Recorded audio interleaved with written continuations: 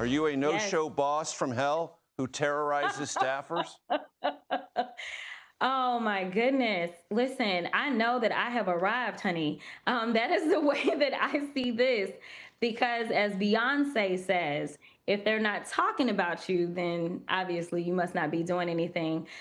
You know what? This is just more slander, more nonsense, more lies.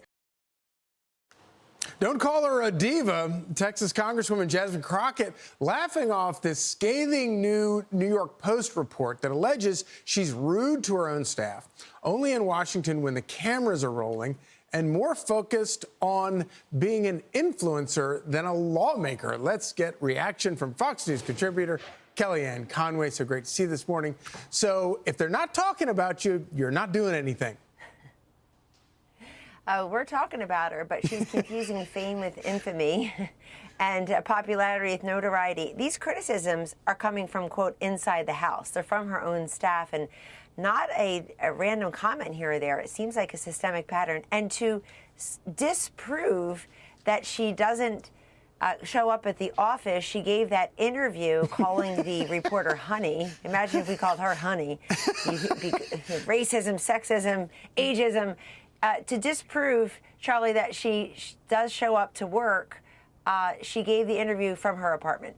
And instead of quoting like great world leaders in history, or even the Bible for that matter, she quotes Beyonce and lyrics. So I also wanted to make this point in the context of the current news on gerrymandering in the state of Texas. Last night I interviewed Lieutenant Governor Dan Patrick. I interviewed Attorney General Ken Paxton when I sat in for Sean Hannity. They told us how this is legal, way overdue. Jasmine Crockett is in a congressional district that votes about 76% Democrat.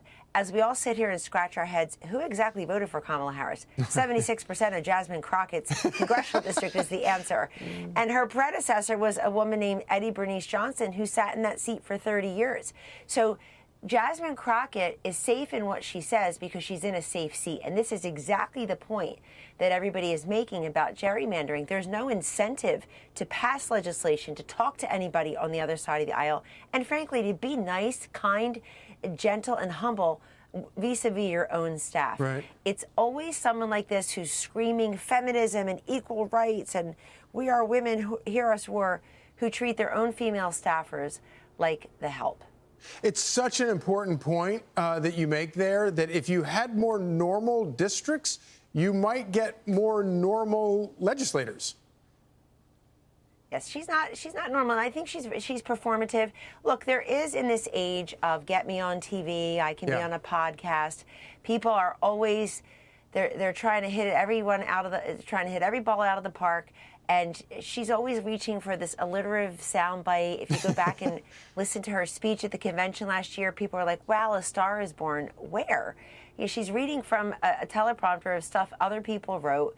She's admitting that she's in it for the performance. Quote, I've arrived and hate is the motivator. I mean, this is folks, let's focus here. Who is this?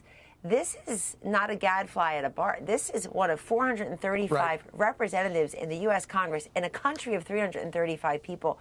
We can do better than this. And by the way, contrast her as one of the most vocal Trump critics now to what she's done in Congress to what President Trump has done in his first 200 days, Charlie.